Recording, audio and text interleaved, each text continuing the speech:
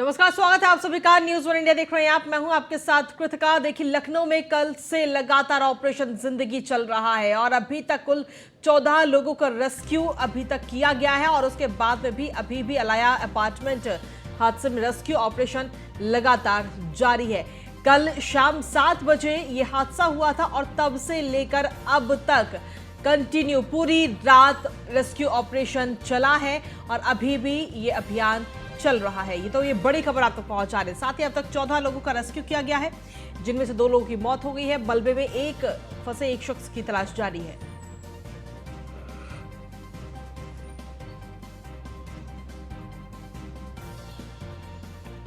तो ये बड़ी खबर आप तक पहुंचा रहे हैं इस वक्त। कई घंटों से लगातार रेस्क्यू ऑपरेशन इस वक्त चल रहा है। एनडीआरएफ और एसडीआरएफ की टीम लगातार रेस्क्यू ऑपरेशन में जुटी हुई है।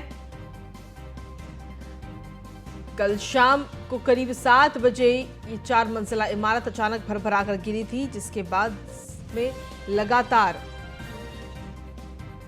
रेस्क्यू अभियान चलाया जा रहा है।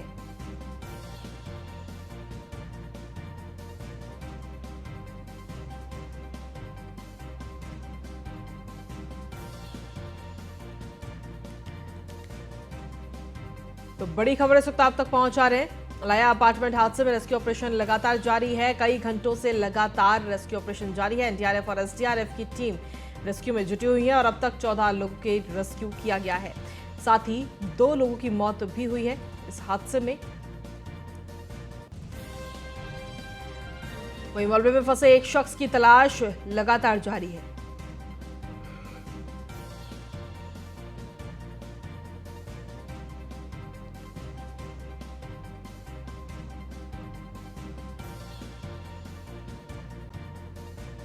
तो लखनऊ में कल देर शाम ये हादसा हुआ था और तुरंत ही जो प्रशासन है वो वहां पर मौके पर पहुंचा। एसडीआरएफ की टीम वहां पहुंची, एनडीआरएफ की टीम वहां पहुंची।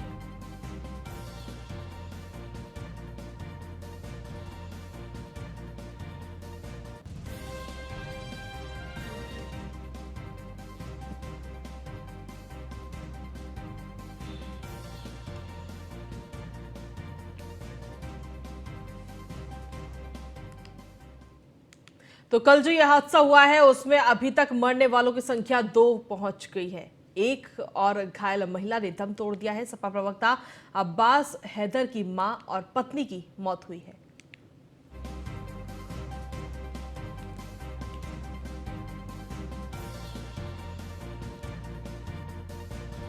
तो आपको बता दें कि सपा प्रवक्ता अब्बास हैदर की मां और पत्नी की मौत हो गई है और वहीं अब्बास हैदर की तरफ से तमाम आरोप भी इस वक्त लगाए जा रहे हैं। अब्बास हैदर ने सीधे तौर पर प्रशासन पर ही आरोप लगा दिए हैं। उनका कहना है कि ये अधिकारी सिर्फ इस वक्त जो रेस्क्यू ऑपरेशन है वो ठीक से नहीं चल रहा है, ऐसा उनका कहना है। तो लखनऊ हादसे में मरने वालों की संख्या अभी तक 2 पहुंच चुकी है। समाजवादी पार्टी के प्रवक्ता अब्बास हैदर की मां और पत्नी की भी मौत हुई है।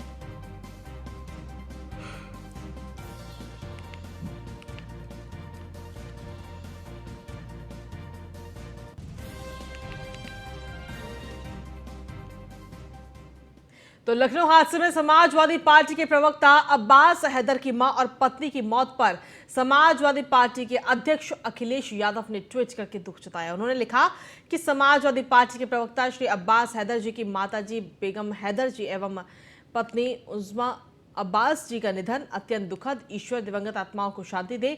शोक संतप्त परिवार परिजनों के प्रति गहरी संवेदनाएं, भावभीनी श्रद्धांजलि।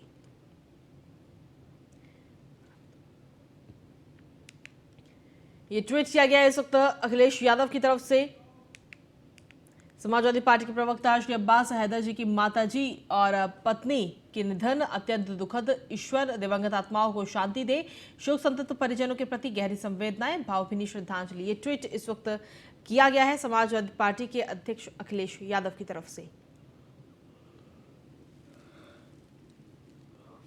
आपको बता दें कि कल जिस तरीके से देर शाम करीब 7 बजे करीब ये बिल्डिंग अचानक से भरभरा कर गिरी थी। अलाया अपार्टमेंट 4 मंजिला ये अपार्टमेंट था और इस अपार्टमेंट के अचानक धराशायी होने के बाद से लगातार रेस्क्यू ऑपरेशन वहां पर चलाया जा रहा है और इसी दौरान समाजवादी पार्टी के प्रवक्ता अब्बास हैदर की पत्नी और उनकी माताजी इस वक्त उसी बिल्डिंग में मौजूद थीं, जो इस हादसे का शिकार हो गए, जिनका निधन हो चुका है।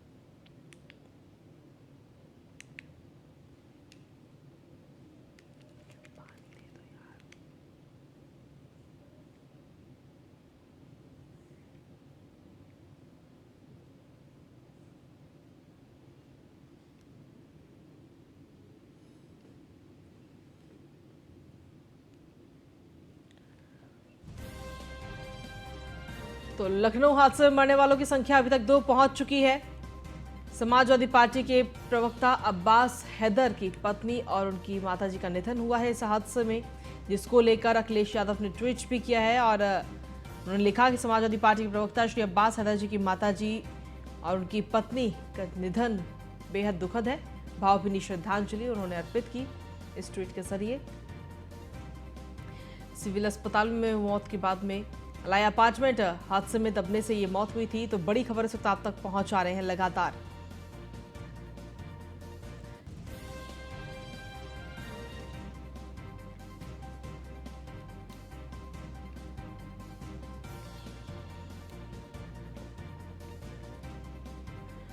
तो इस वक्त की बड़ी खबर आप तक पहुंचा रहे हैं। सपा प्रवक्ता अब्बास हैदर की मां और पत्नी की मौत हो गई कल। जिस तरीके से यह हादसा सामने आया था, हालांकि अभी तक इस हादसे के बाद में 14 लोगों को इस मलबे से बाहर निकाला जा चुका है और अभी एक शख्स की और तलाश लगातार वहां पर की जा रही है। रेस्क्यू ऑपरेशन अभी भी लगातार जारी है। पिछले अगर देखा जाए तो कई घंटे हो चुके हैं, क्योंकि 7 बजे यह हादसा हुआ था और उसके बाद से लगातार एसडीआरएफ और एनडीआरएफ की टीम वहां मौके पर मौजूद है और अब लगातार एक शख्स की और तलाश इस वक्त की जा रही है रेस्क्यू टीम की तरफ से।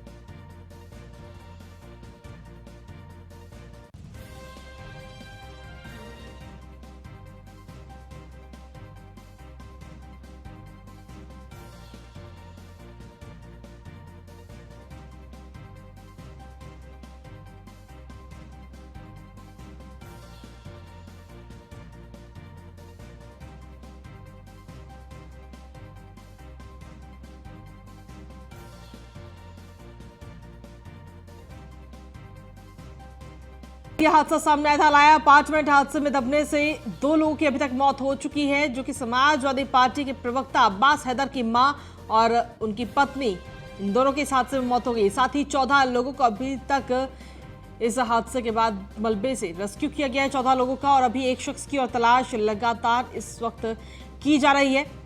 तो बड़ी खबर आप तक पहुंचा रहे हैं और खुद मुख्यमंत्री योगी आदित्यनाथ एक एक खबर पर अपडेट लेते हुए भी नजर आ रहे हैं। सिविल अस्पताल में हुई मौत के बाद में उस्मा हैदर के शव को परिजन लेके गए हैं। अलाया अपार्टमेंट हादसे में दबने से उनकी मौत हुई थी। तो लगातार जिस तरीके से हादसा सामने आया, हालांकि अगर बात करें अलाया अपार्टमेंट की तो ज्यादा वक्त नहीं हुआ है इसे, करीब 10 साल पहले ही इस बिल्डिंग को बनाया गया था। यजदान बिल्डर्स की तरफ से ये बिल्डिंग बनाई गई थी, जिसमें बताया जा रहा है कि खराब सामग्री का इस्तेमाल किया गया, जिसकी वजह से ये बिल्डिंग मजबूती के साथ नहीं बनी थी और हादसे का शिकार हो गई। हालांकि जब यह हादसा हुआ तो कुछ लोगों ने यह भी कहा था कि जो भूकंप 5 दिन में आया उसकी वजह से यह हादसा हुआ है, लेकिन ऐसा नहीं है, क्योंकि भूकंप आया था करीब 2:30 बजे और हादसा हुआ है 7 बजे। तो ऐसे में भूकंप इस बिल्डिंग के गिरने के पीछे कारण नहीं है। हमारे साथ हमारे संवाददाता मनीष मिश्रा इस वक्त जुड़ गए हैं, सीधा उन्हीं का रुख करते हैं। मनीष, क्या कुछ ताजा अपडेट इस वक्त मिल रही है, क्योंकि आप खुद वहां पर मौजूद हैं, ताजा जानकारी दीजिए। देखिए, आपको बता दूं कि जो रेस्क्यू का काम चला था वो अभी भी बदस्तूर जारी है। आप देख सकते हैं जो एनडीआरएफ और एसडीआरएफ की टीम है वो ऊपर रेस्क्यू कर रही है। बताया जा रहा है कि जो एनडीआरएफ का जो ट्रेंड स्निफर डॉग होता है, जो डॉग स्क्वाड होता है, उसने वहाँ पे डिटेक्ट किया है कि कोई और आदमी वहाँ पे है। उसका रेस्क्यू की कोशिश की जा रही है। माना जा रहा है कि वो सेकेंड फ्लोर के आसपास कहीं पे है, जिसकी स्निफर डॉग ने ट्रैक किया है। उस ट्रैकिंग के जो एविडेंस हैं उसके तहत ये रेस्क्यू की जा रही है। आपको बता दूं करीब 19 घंटे से ज़्यादा का वक्त हो चुका है जब ये जितनी देर से ये रेस्क्यू चल रहा है, और लगातार जो एनडीआरएफ एसडीआरएफ की जो टीम है वो यहाँ पे आई हुई है। और आप देख सकते हैं कि एक तरफ जहाँ पे रेस्क्यू का काम चला, वहीं जो प्रशासन है वो जो एरिया है उसको क्लीन भी करते हुए नज़र आ रहा है। तो कहीं ना कहीं जिस जगह से जितनी देर से रेस्क्यू चला था, हमने देखा था 15 घंटे से लगातार 15 घंटे का रेस्क्यू हो गया था।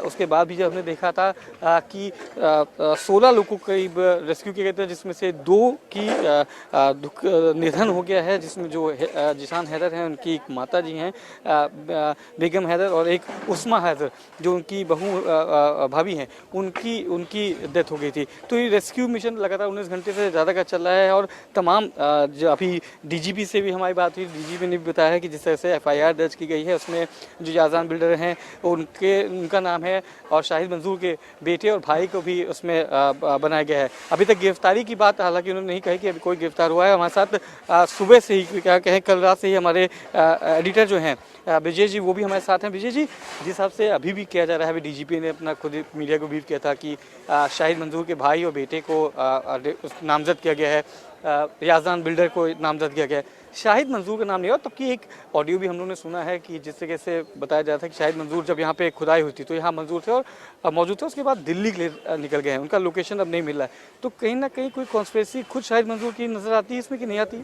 देखिए, सबसे बड़ी बात यह है कि भले ही उसके बेटे के नाम पर यह जगह रही हो, उसके भतीजे के नाम पर जगह रही हो, लेकिन यहाँ पर 3 फ्लैट ऑलरेडी, जो चौथे माले में 2 फ्लैट थे वो शाहिद मंजूर के नाम पर थे। इसके साथ ही जो ऊपर का जो पेंट हाउस था वो भी पहले शाहिद मंजूर के नाम पर था जो है, और उसके बाद जो है इस वक्त जो है अभी डीएम साहब यहाँ पर मौके पे निकले हुए हैं। तो कुल मिलाकर जो प्रशासन है अब यहाँ पर शाहिद मंजूर की भूमिका को तय कर रहा है कि आखिर क्या भूमिका थी। वो ऑडियो रिकॉर्डिंग बेहद अहम है, जिस ऑडियो रिकॉर्डिंग में शाहिद मंजूर किसी को फ़ोन कर रहा है, फ़ोन करके वो बाकायदा कह रहा है कि बेसमेंट में मैं खुदाई करवा रहा हूँ, पैसे भिजवा दो, वहाँ पर काम हो रहा है। और उसके बाद एक और ऑडियो रिकॉर्डिंग जो कुछ देर बाद हम अपने दर्शकों को उसको सुनाएंगे भी, एक और ऑडियो रिकॉर्डिंग में वो बाकायदा ये कह रहा है कि यहाँ पर कुछ गड़बड़ हो गया और मैं दिल्ली जा रहा हूँ। तो सीधी तौर पर ये कहीं ना कहीं एक चीज़ ये है कि वो यहाँ से जो है इस घटना के बाद यहाँ से शाहिद मंजूर फरार हुआ है। तो सीधी तौर पर शाहिद मंजूर उस वक्त मौजूद था जब बेसमेंट में खुदाई का काम हो रहा था। लेकिन अभी जब हम लोग डीजीपी साहब से बात कर रहे थे तो उनका ये कहना था कि शाहिद मंजूर के बेटे, भतीजे और बेग जो याजदान बिल्डर का बेग, उनके खिलाफ एफआईआर दर्ज की गई है। बाकी लोग की भूमिका की जाँच कर रहे हैं। तो अब 200 मीटर की दूरी है, आप तो उस समय मौजूद थे क्योंकि आप पूरा देखते आए थे, हम लोग साथ आप मौजूद थे जब याजदान बिल्डर की एक बिल्डिंग को सीज किया गया था, उससे बुलडोजर चला था, फिर से याजदान बिल्डर। तो कहीं ना कहीं प्रशासन जब याजदान बिल्डर को लेके कई अभियान चलाए गए थे कि अब जो बिल्डर्स हैं उनको काम किया, तो 200 मीटर दूर की क्या ये बिल्डिंग दिखाई नहीं दी, अवैध बिल्डिंग? क्या ये नहीं लगता कि अगर प्रशासनिक अमला या अधिकारी, ऐसी कोई दिक्कत नहीं होगी, 15 साल से वो अधिकारी अभी भी अगर आप करेंगे तो वो प्राधिकरण में मौजूद होंगे, उन अधिकारियों की अगर कलम सही से चली होती तो शायद ये बिल्डिंग अभी खड़ी ना होती, इसकी नींव इतनी कमजोर ना होती, अगर खड़ी होती तो इसकी जांच होती। सबसे बड़ी बात यह है कि आप ओवरऑल उठा के देखिए, 2003 में इसकी जमीन खरीदी गई, तब समाजवादी पार्टी की यहाँ पर सरकार थी। उसके बाद जो है 2009 में जब इसका निर्माण कार्य शुरू हुआ, उसके बाद देखा जाए तो 2009 में जब इसको एलडीए ने इसका नक्शा फेल कर दिया, उसके बाद भी कंपाउंडिंग के जरिए 10 में फिर नक्शा आया। और सबसे खास बात यह कि केवल 2 माले का नक्शा आया था, कंपाउंडिंग में भी 2 ही माले आया था, उसको भी ये कहा जा रहा खारिज कर दिया। अगर खारिज कर दिया था तो फिर ये 5 माले का ये पूरी जो है मौत की इमारत तैयार कैसे हो गई? ये जवाब तो अधिकारियों को देना होगा। दूसरी सबसे बड़ी बात ये है, आपने इस इमारत याजदान बिल्डर का ताल्लुक बीएसपी से, बिजनौर से चुनाव भी लड़ा था। तो एक तरह से देखा जाए तो 2002 से 2017 के बीच में सपा और बसपा की सरकारें रहीं, और इन सरकारों में, दोनों सरकारों में, एक तरफ शाहिद मंजूर जो सपा का पूर्व मंत्री थे, सपा के पावरफुल नेता थे, दूसरी तरफ बीएसपी से ताल्लुक रखने वाले याजदान। तो ये जो पॉलिटिकल नेक्सस, गठबंधन, बिल्कुल पॉलिटिकल नेक्सस था, मैं उसी का जिक्र कर रहा हूं। इस पॉलिटिकल नेक्सस ने कभी अधिकारियों को हिमाकत करने ही नहीं दिया कि वो इस पर सवाल उठा सके। अब सरकार बदली, याजदान पर अभी इससे पहले, ठीक जो आप 200 मीटर के जिक्र कर रहे हैं, इससे 200 मीटर दूर ही एक अवैध बिल्डिंग बगैर नक्शे के बनाई, उस पर बुलडोजर आपने चलाया। लेकिन ये वही अधिकारी हैं जिन्होंने इन पर चुप्पी साध करके रखी जो है।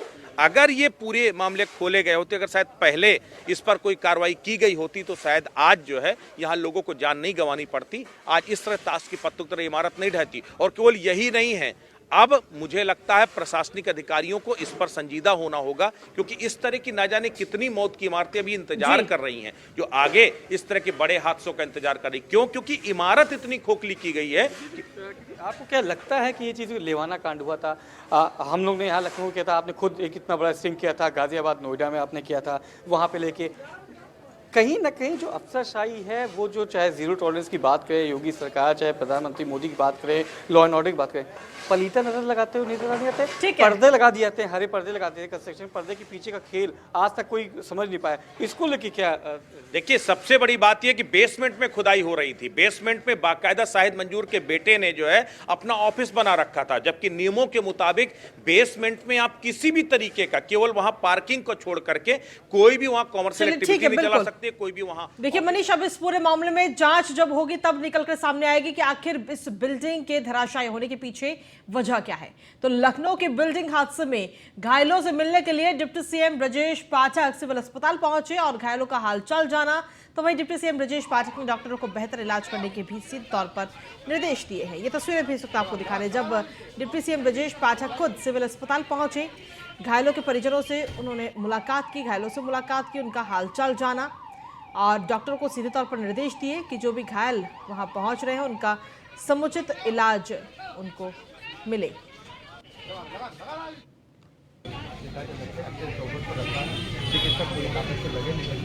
हमारे सामने सबसे बड़ी चुनौती लोगों को स्वस्थ रखना है और सकुशल घर भेजना है। रेस्क्यू ऑपरेशन लगातार चल रहा है। अभी रेस्क्यू ऑपरेशन चल रहा है। जब तक हम भूतल ग्राउंड लेवल तक नहीं जाएंगे तब तक कहना मुश्किल है। अभी लगातार कार्यक्रम चल रहा है। हाँ, वेंटिलेटर पर नहीं, ऑक्सीजन सपोर्ट पर रखा है। अभी कुछ देर के बाद इसी चीज स्पष्ट होगी तो जिस पर पूरी बात बताएंगे। वहीं लखनऊ हादसे पर डीजीपी डीएस चौहान का बयान भी सामने आया। उन्होंने कहा कि फंसे हुए लोगों के लिए रेस्क्यू लगातार जारी है, घायलों को अस्पताल में भर्ती कराया गया है। अभी तक हादसे में 2 लोगों की मौत हुई है। जांच के बाद ही हादसे का कारण पता चलेगा। बिल्डिंग निर्माण की गुणवत्ता भी काफी खराब थी, ऐसा कहना है डीजीपी का। वहीं भूकंप से भी हादसे का अभी सिर्फ कयास लगाए जा रहे हैं। और क्या कुछ कहा है डीजीपी ने, आपको सुनवाते हैं। इंटेंसिव रिलीफ और रेस्क्यू ऑपरेशन चल रहे हैं। सुबह 5 बजे हम लोगों ने जो है 2 लोगों को बाखैरियत निकाला था बाहर जो है। एक बेगम हैदर को फिर हम लोगों ने निकाला था, 85 साल की हैं, तो हॉस्पिटल में पहुंचने के बाद में फिर उनकी डेथ हो गई है। अब जैसे प्रतीत हो रहा है, क्योंकि एक एक कमरे को जाना पड़ रहा है, तो ये 18 घंटे से ज़्यादा भी ऑपरेशन एक्सटेंड हो सकता है। और अननोन एक एलिमेंट आ गया है जिसमें 2 अननोन की बताए जा रहे हैं, तो फिर उनको भी तलाश करना पड़ेगा। तो उसमें मिनिमम 24 + 2 48 आवर्स तो लगेंगे जो है। रोशन जैकब हैं और पीयूष मुरडिया साहब हैं और एक हमारे पीडब्ल्यूडी के जो है वो इंजीनियर हैं। तो ये 3 सदस्यीय कमेटी इसकी जांच करेगी कारणों का पता लगाने के लिए। जो है कंस्ट्रक्शन बहुत पुअर क्वालिटी का है। एलडीए ने इसको परमिशन नहीं दी थी और वो आज भी वही स्टेटस है, इसकी परमिशन नहीं है। तो उसके बाद फिर उन्होंने एक फ्लोर और ऐड किया और फिर एक फ्लोर और ऐड किया जो है। तो लोड बियरिंग फैक्टर जो है जरूर यहाँ पर जो है टॉप सीटर भी हो। एफआईआर हमारी दर्ज हो गई है। हाँ, एफआईआर दर्ज हो गई है और इसमें इन्वेस्टिगेट करेंगे तब हम लोग इस पर कमेंट करेंगे। जो है एफआईआर में एक तो इनका जो इसके जो मालिक हैं इस प्लॉट के, नवाजिश हैं, सन ऑफ शाहिद मंजूर, और एक उनके चचेरे भाई हैं, उसका नाम क्या है, आरिफ तारिक, हाँ एक वो है। उसके अलावा जो यजदान बिल्डर के बेग साहब हैं वो इसमें एक्यूज़ हैं और बाकी अन्य लोग जो हैं इसमें एक्यूज़ हैं। नहीं, अभी हम लोगों ने गिरफ्तारी नहीं की है और जब गिरफ्तारी होगी तो प्रॉपर आपको ब्रीफ करके बताएंगे जो है। और वहीं लखनऊ बिल्डिंग हादसे पर सीएम योगी आदित्यनाथ भी अब सख्त नजर आ रहे हैं, क्योंकि इस मुख्यमंत्री योगी आदित्यनाथ ने सीधे तौर पर निर्देश दिए हैं। 3 सदस्यीय जांच समिति गठित की गई है और लखनऊ मंडलायुक्त जेसीपी लखनऊ के साथ चीफ इंजीनियर पीडब्ल्यूडी कमेटी में शामिल हैं। हादसे के जिम्मेदार लोगों को चिन्हित कर 1 सप्ताह के अंदर ये लोग अपनी रिपोर्ट मुख्यमंत्री को सौंपेंगे।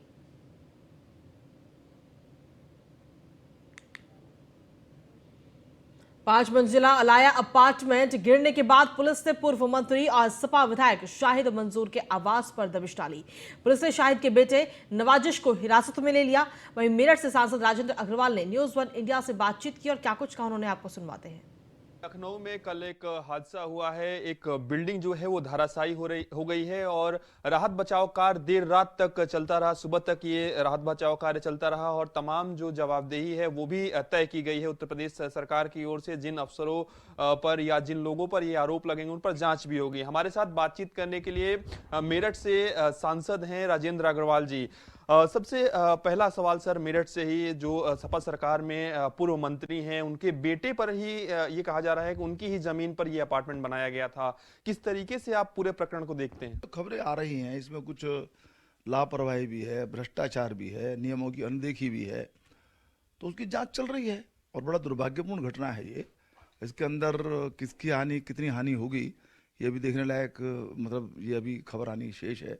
लेकिन ये बहुत चिंताजनक है और मैं समझता हूँ कि सरकार उसके विषय में उचित कार्रवाई कर रही है और जो भी दोषी होंगे उनके खिलाफ सख्त कार्रवाई की जानी चाहिए। पूर्व जो मंत्री शाहिद मंजूर, उनके बेटे को हिरासत में भी लखनऊ पुलिस ने या यूं कहें सुरक्षा बलों ने लिया है। किस तरीके से देखते हैं? क्या आपको लगता है कि इनका भी कुछ योगदान उसमें है या जांच में भी दोषी पाए जा सकते हैं? मैं कह नहीं सकता, लेकिन सरकार ने या शासन ने जो भी दोषी प्रथम दृष्टया दिखाई देता उसके विषय में कार्रवाई की है।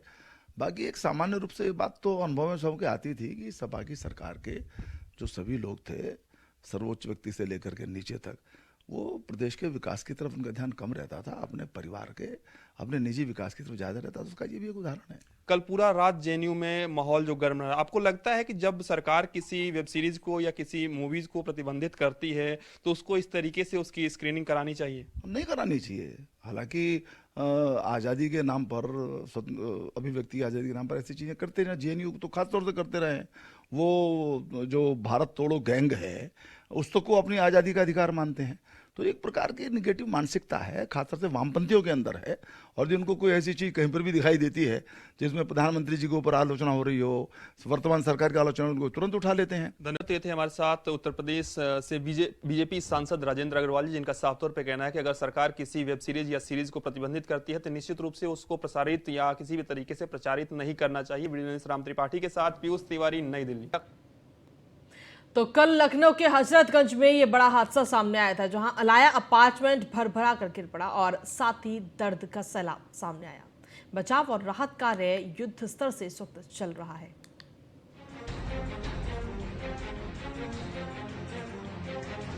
भर-भरा कर गिर रही ये बिल्डिंग इसमें रहने वालों के ख्वाबों को भी चकनाचूर कर रही है। पाई पाई जोड़कर कैसे लोगों ने आशियाने लिए थे, लेकिन इन आशियानों पर भ्रष्टाचार के भूकंप से सब कुछ तहस नहस हो गया। लखनऊ के हजरतगंज के वजीर हसन अलाया अपार्टमेंट में हुए इस हादसे का आरोप यजदान बिल्डर्स पर लग रहा है, जिसने इसका निर्माण किया था। बिल्डिंग के बेसमेंट में काम चल रहा था और मंगलवार देर शाम 4 मंजिला इमारत भर भरा कर ताश के पत्ते की तरह गिरी। चीख पुकार मच गई। अफरा तफरी का माहौल पूरी फिजा में तारी हो रहा था। आप खुद सोचिए, अगर हम घर में बैठे हैं और वो घर ऐसे ही खंड खंड हो जाए तो हम पर क्या गुजरेगी। इस बिल्डिंग में रहने वाले तो यही सोच रहे होंगे, चलो शाम हो रही है, खाने का इंतजाम करना है, मार्केट जाना है, जरूरत के सामान लाने हैं। लेकिन ये क्या, पल भर में सब कुछ स्वाहा। जरा ये भी सोचिए, इस बिल्डिंग में जो दबे होंगे पल पल मौत की भयावहता को महसूस कर रहे होंगे। सिर पर मौत नाचती नजर आ रही होगी, मौत अट्टहास करती दिख रही होगी। एक एक पल उनका करोड़ों बरस के समान लग रहा होगा। ईश्वर करें उनका सुरक्षित रेस्क्यू हो जाए। लेकिन सवाल यही, यजदान बिल्डर्स ने ऐसे कैसे लापरवाही की? क्या लोगों की जिंदगी के साथ ऐसे खिलवाड़ किया जाता है? क्या यजदान बिल्डर्स के दिल में कोई मानवता नहीं? रोते भिलकते कराहते लोगों के दर्द को समझा जा सकता है। फिलहाल देवदूत के तौर पर NDRF, SDRF, army, fire team, UP police rescue में जुटी है। वहीं घायलों का केजीएमयू और बलरामपुर अस्पताल में इलाज चल रहा है। सीएम योगी ने तत्काल मामले का संज्ञान लिया। तुरंत मौके पर डिप्टी सीएम ब्रजेश पाठक और नगर विकास मंत्री ए के शर्मा पहुंचे। बाकी लोगों को हम निकाल रहे हैं। एनडीआरएफ, एसडीआरएफ, फायर ब्रिगेड सारी टीम्स मौके पर हैं और हमारे पुलिस के फोर्स के जवान लगे हुए हैं। हॉस्पिटल्स को अलर्ट मोड पर रखा है। बिल्कुल, डिप्टी सीएम ब्रजेश पाठक बता रहे हैं बाकी लोगों को लेकर लगातार हमारा रेस्क्यू चल रहा है। हमारी कोशिश है कि कोई भी अंदर ना फंसा रहे। राजधानी लखनऊ के सभी हॉस्पिटल्स को हमने अलर्ट मोड पर रखा है। कोशिश की जा रही है कि उनको सुरक्षित और पूरी तरीके से बचा लिया जाए। अच्छा, रेस्क्यू ऑपरेशन बहुत टाइमली चल रहा है। 3 जगह हमने एंट्री बना दी है इसके अंदर भी।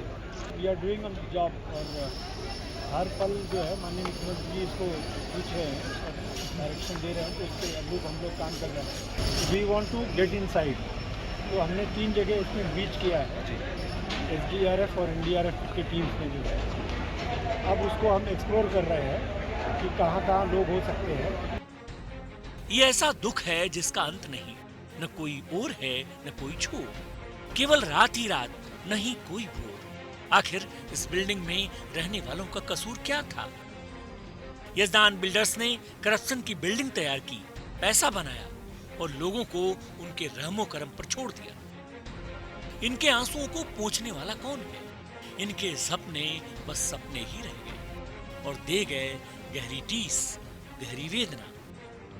Bureau report, news 1 India. और इसके साथ फिलहाल इस बुलेटिन में इतना ही। नमस्कार।